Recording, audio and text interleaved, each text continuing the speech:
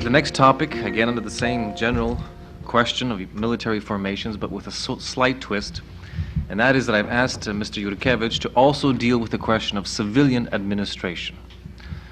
And I think, so don't be a little bit confused if in fact we deal with both the military and civilian administration. Professor, thank you. Our next speaker is Myroslav Yurkevich from the institution which is also sponsoring this event, from the Canadian Institute of Ukrainian Studies at the University of Alberta.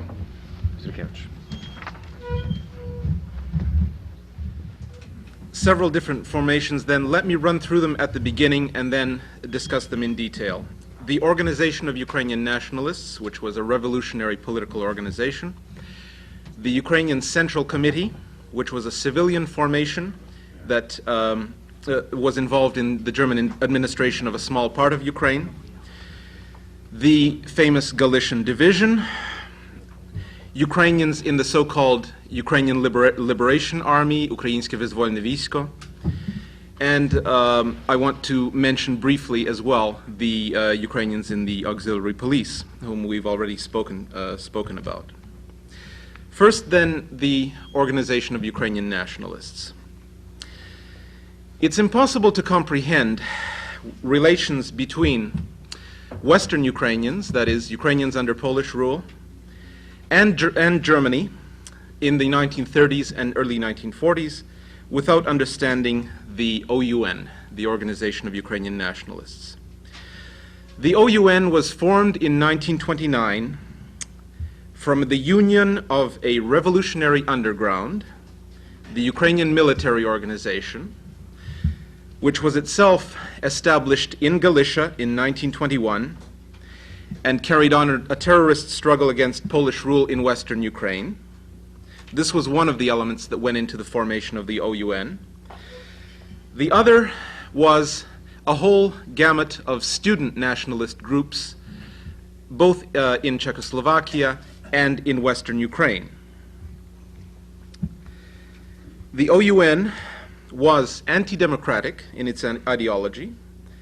It modeled its social program on that of fascist Italy.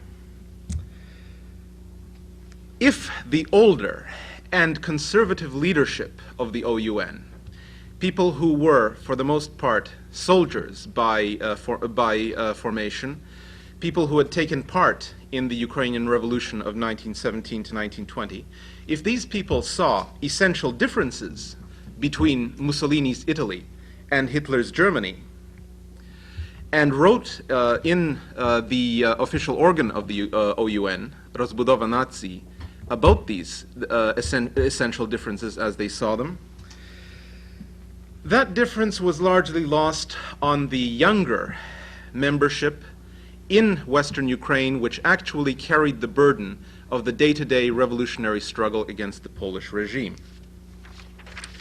The young nationalists were impressed by Hitler's militant anti-communism, by the success of his rearmament drive, and his aggressive foreign policy. Given the indifference of the West to the Ukrainian question, spectacularly manifested during Stalin's famine, whereas Marko Tsarinnik has documented, Western governments knew the facts but chose to ignore them, the younger Ukrainian nationalists came to consider Germany as a natural ally against Poland and Russia. They, as well as the older leadership, established links with German military intelligence in the 1930s after Hitler's rise to power. They provided information about Polish government activities. They attempted to interest German military circles in the prospect of an independent Ukraine. Their contacts, I should emphasize, were much more with the German military and intelligence community than with the Nazi Party.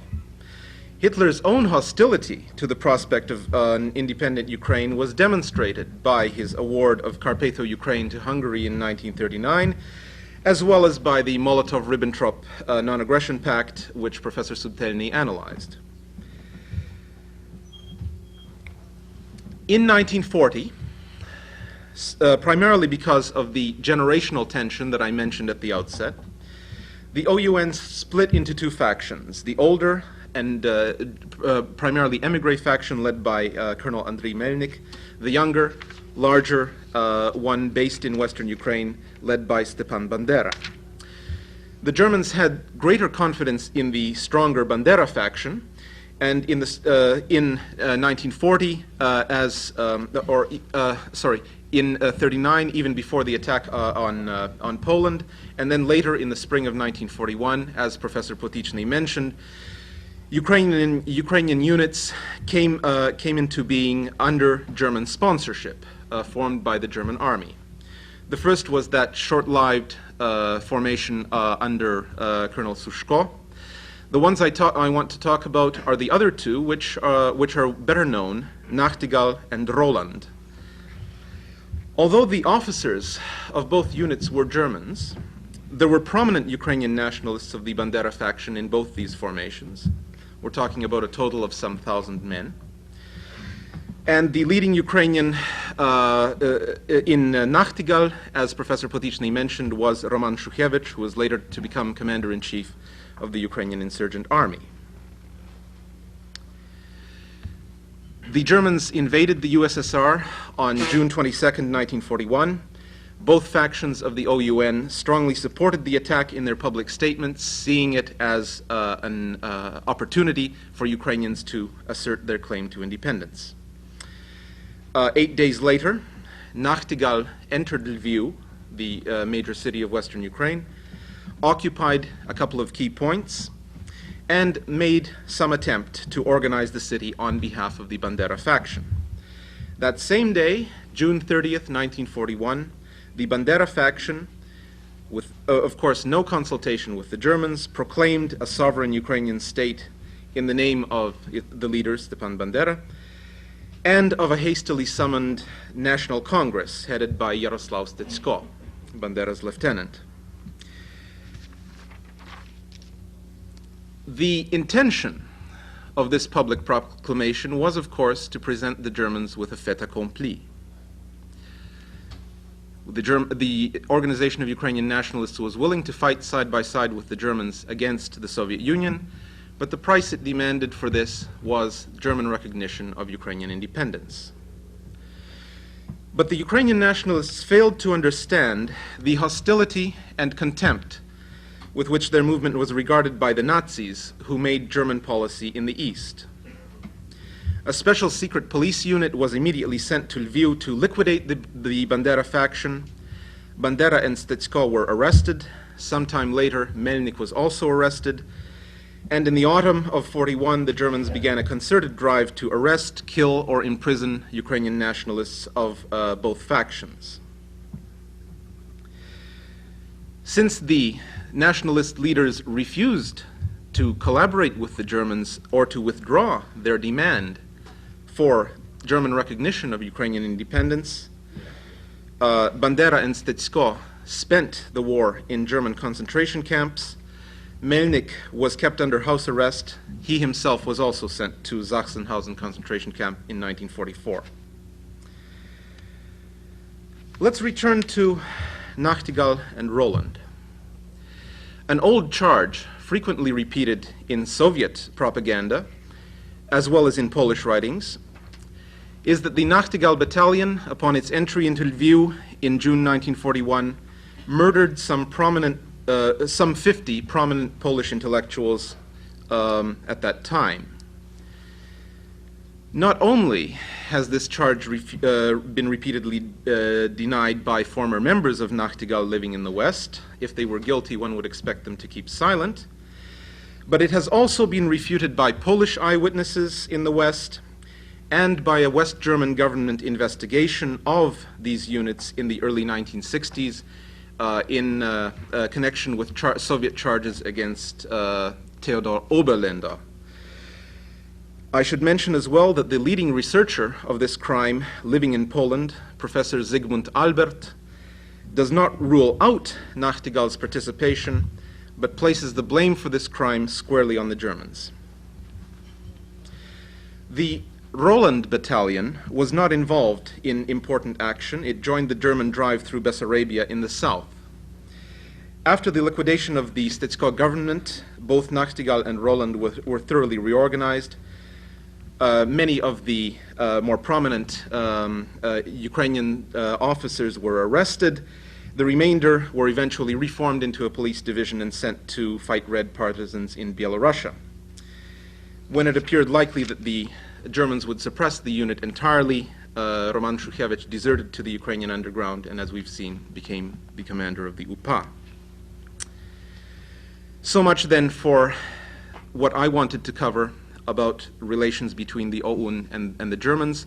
Clearly, after 41, and especially with the formation of the Ukrainian Insurgent Army in 1942, the OUN UPA is an enemy of the Germans. Let me return then to the situation immediately following the German and Soviet attack on Poland in September 1939. As we know, according to the terms of the Molotov-Ribbentrop Pact, Germany invades Poland. The Soviet Union takes over what up to that time had been eastern Poland, namely what is now Western Byelorussia and Western Ukraine. In the ethnically Ukrainian territories of southeastern Poland that were not occupied by the Soviets, local Ukrainian committees were established as early as October 1939 to carry on economic and cultural activity and to represent the Ukrainian population in an organized fashion before the German occupation authorities. By April 1940, the so-called Ukrainian Central Committee, Ukraiński Centralny Komitet, based in the Polish city of Kraków and headed by the distinguished geographer Volodymyr Kubiowicz, this central committee had been established to coordinate the work of the local committees. Several months after the German invasion of the USSR, the Central Committee expanded its network into Galicia, and that was as far as it got. The Ukrainian Central Committee its authority, such as it was, extended only to the territory of the so-called Generalgouvernement. The rest of Ukraine, as we've already seen, was administered directly by the Germans, the Reichskommissar being Koch, Erich Koch. Until the final months of the war, working within the narrow limits defined by German policy on this circumscribed part of Ukrainian territory, the Ukrainian Central Committee attempted to help the Western Ukrainian population conserve its resources and survive the conflict. It had no political status and no political role whatsoever. It was recognized by the Germans only as a social welfare agency. Its staff numbered a maximum of 200. One of the committee's most important activities was the provision of food. By the end of 1943, more than 1,300 kitchens had been opened in the Ukrainian territory of the Generalgouvernement. They fed about 100,000 people.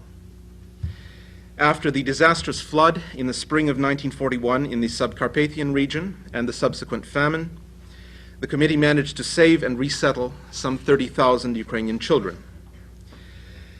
Through the committee's efforts, Ukrainian prisoners of war from the German-Polish conflict were released, but the committee was able to do very little to help Soviet Ukrainian prisoners of war, whom the Germans treated with great brutality. In 1943, when the Germans began to kill Ukrainian peasants in the Zamość region for supposed resistance, Volodymyr Kubiowicz, head of the Central Committee, protested to Hans Frank, governor of the Generalgouvernement, and to the chief of the Gestapo, and managed to have the killing stopped. The Ukrainian Central Committee was also able to provide some limited assistance to Ukrainian laborers and political prisoners in Germany. Medical care was given to the Ukrainian population under the committee's auspices. Also, because the German policy on Ukrainian education in the Generalgouvernement was not as ruthless as it was under Koch in the rest of Ukraine, the committee was able to provide financial aid and housing to students, as well as to organize teacher training. The Ukrainian Publishing House, organized under the committee's auspices, published school textbooks, a newspaper, Krakiwskie Wiści, and a considerable number of Ukrainian classics, as well as Soviet Ukrainian literature, which had not been generally available in Western Ukraine. The publishers had to struggle constantly with the German censorship, and their work was greatly impeded by shortages of paper. A particularly important feature of the committee's work was the opening of Ukrainian reading clubs and other cultural institutions in the heavily Polonized area. Here, the committee's work undoubtedly strengthened the national identity of Ukrainians who had lacked their own cultural agencies. The committee took a particular interest in the needs of youth. It established a network of sports clubs and camps, which also carried on cultural activity. When the Germans forcibly recruited Ukrainian adolescents for construction and anti-aircraft defense, the committee managed to have them kept together in Ukrainian units. It was able to do very little in the economic sector. The Ukrainian cooperative network left over from the 1930s was fully subordinated to the Germans and forced to work for war production. After Stalingrad, with the advance of the Soviet forces, the committee was forced to retreat and ultimately found itself on German territory, where it was liquidated by Yurkevich in April of 1945.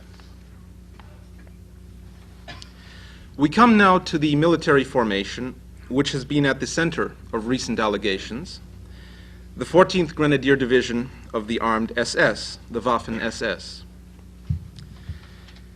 The Armed SS, this German formation, which consisted of combat troops, as opposed to the general, Allgemeine SS, which became an all-powerful secret police and ran the death camps.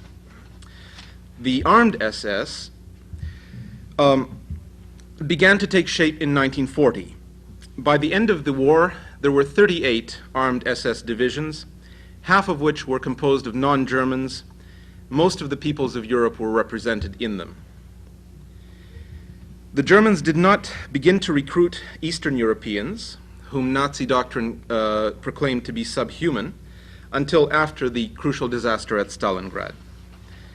After that point, the need for cannon fodder overrode ideological considerations. The initiative to form the Galician Division came from the German governor of Galicia, Otto Wächter, who approached the head of the SS, Heinrich Himmler, and convinced him that the thing should be done, despite ideological objections. But the terms which Himmler offered the Galician Ukrainians through Otto Wächter were brutal ones. The division was to be constituted as Galician, not Ukrainian. Himmler explicitly forbade the use of the term Ukrainian in connection with the division on pain of severe punishment. The sleeve shield worn by recruits was the Galician lion and crowns, not the all-Ukrainian trident. The senior officers were all Germans. Ukrainians figured as junior officers and NCOs, with very rare exceptions. One of the most rational Ukrainian critics of the division, Konstantin Zelenko, maintains that these terms should not have been accepted. The Vlasov army, after all, even though it saw very little action, was commanded by Russians, and the Ukrainians, he argues, should have held out for similar status. Certainly, it was foolish to believe that loyal service to Germany would win concessions for the Ukrainian national cause.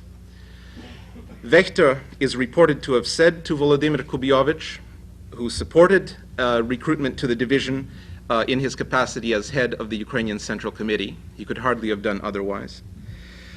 Wächter is reported to have said that you Ukrainians should fight, show what you can do, and you'll be rewarded with an appropriate status in Europe. But we know, and other speakers have already pointed out, how fanatically opposed the top Nazis were to any such line of thinking. Wolf Dietrich Heike, who wrote the closest account we have to an official history of the division, maintains that Hitler was not even told about its existence until March of 1945. We can therefore rule out ideological support for Nazism as a factor in Ukrainian support for the division. The Galicians were not being offered a chance to become Übermenschen along with the Germans. Illusions that Germany could still win the war or that it would eventually make concessions to the Ukrainians, do appear to have had a part in the division's formation, and such illusions were certainly harmful to the Ukrainian national cause. Why then do the various sources agree that some 80,000 Ukrainian Galicians volunteered for the division, and that about 42,000 men actually enlisted? 27,000 of these were called up. Of these, only about half were actually accepted for service in the division. And why do we have evidence of considerable popular enthusiasm in Galicia for the division? We can, of course, identify such factors as security, the knowledge that one would have a recognized status, that one would be fed, fear of being sent to Germany as slave laborers, even the search for action and adventure. These were among the factors that impelled men to volunteer. Vastly more important than such factors, however, was, in my view, the psychological readiness to fight conditioned by Galicia's historical development and the truly desperate situation in which the Ukrainians found themselves. I want to explain what I mean by this. And I want to begin by an indirect route in explaining. The late Oleg Shtul, a leader of the Melnik faction of the Organization of Ukrainian Nationalists, who was in eastern Ukraine during the war, told me long ago in conversation that, in his opinion, Eastern Ukrainians did not react favorably to the nationalists who entered Ukraine in the wake of the Germans because of a deep-seated fear and inertia, which went deeper than reason. They were convinced that the Red Army would be back, and they felt it was useless to resist. The American historian of the Vlasov Army, George Fisher, also points to inertia as an essential characteristic of people conditioned to totalitarian rule, and he uses it as a primary factor to explain the Soviet population's reaction to the German invasion of 1941. On the other hand, the Galicians of Western Ukraine had lived under constitutional or semi-constitutional rule since 1867, unlike the Eastern Ukrainians. Their whole modern history had taught them that fighting brought results. They had established an impressive network of Ukrainian institutions in the teeth of Polish opposition over generations. They had fought the Poles for the independence of Western Ukraine in 1918 and 1919, and they continued to struggle by terrorist means right up until the Second World War. This underground struggle, destructive in so many respects, nevertheless had still prevented the Polonization of Galicia and Volhynia. Now, in 1943, the Galician Ukrainians were faced with the direst threat to their existence that they had ever encountered. Stalin's ruthless campaign to assimilate the Ukrainian SSR in the 1930s and the policies adopted during the occupation of Western Ukraine, which had ended less than 2 years before the formation of the division, demonstrated that Stalin's ultimate goal was nothing less than the destruction of the Ukrainian national identity. Therefore, when Volodymyr Kubiovich appealed to Galicians to join the division in order, as he said, to destroy the Bolshevik monster which insatiably drinks our people's blood, his rhetoric may have been overblown, but the threat was correctly perceived. People faced with mortal danger are not noted for their capacity to take rational decisions. The Germans were offering weapons and training. The Galicians accepted them. Their hope was that at some point they might break free of German control and that the division might become the nucleus of a Ukrainian national army. We know, of course, that this gamble did not pay off. The Germans, as things turned out, did manage to exploit the division in their own interests.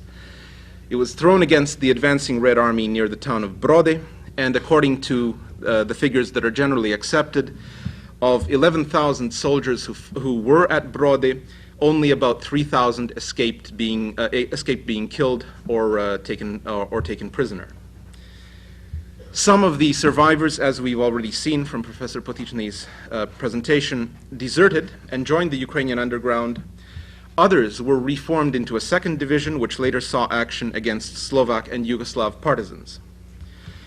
There is, however, no credible evidence that the division was used at any time against the civilian population of any nationality. The legend that it was used to put down the Warsaw Uprising of 1944 has been effectively demolished in Vasyl Vereha's book Dorogami Druhої світової війни, and Vereha's thesis, I should especially mention, has been accepted in a book review by the leading Polish student of German-Ukrainian wartime relations, Ryszard Torzecki.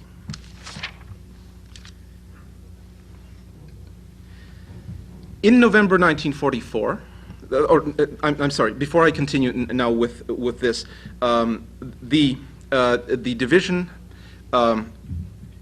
the post-war fate of the division will be dealt with by Dr. Lutsuk in his presentation. I shall say something more about it, but in a different context.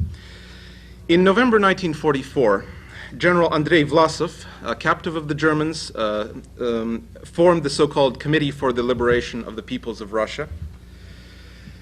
The Germans wanted all ex-Soviet anti-communist forces to unite under Vlasov's leadership, and indeed there were Ukrainians in Vlasov's forces, which didn't see action until very late in the war.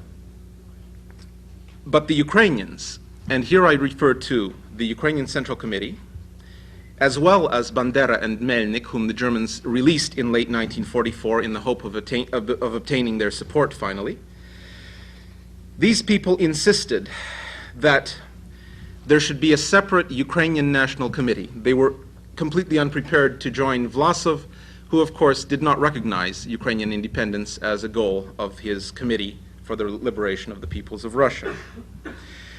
The Ukrainian National Committee, which did not gain official German recognition until March of 1945, was headed by General Pavlo Shandruk.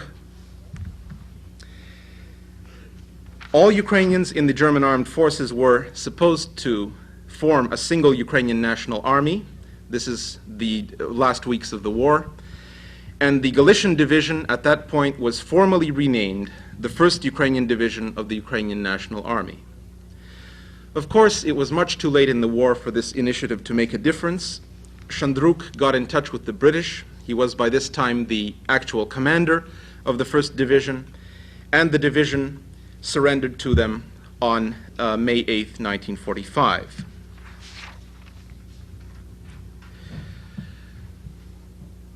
Professor Potichny has already outlined the history of the so-called Ukrainian Liberation Army, the Ukraińskie Wyzwolne Wійсько, formed in 1944.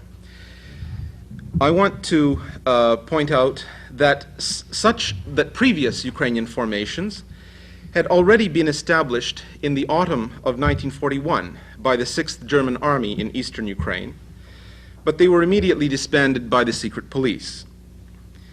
In the Donbass, again in eastern Ukraine, the first companies of Ukrainian Hilfswillige volunteers were formed, but Hitler was adamantly opposed to this. By 1942, however, the army proceeded to form about 300 so-called Eastern battalions without Hitler's knowledge.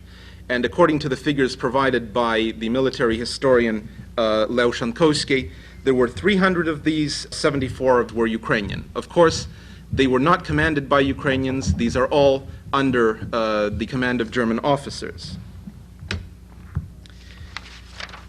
The name Ukraińskie Wyzwolne Wійсько does not, of course, gain currency until 1944, and the only official German reality standing behind this was a Ukrainian propaganda unit, which put out Ukrainian newspapers for members of these volunteer formations and for Ukrainian prisoners of war.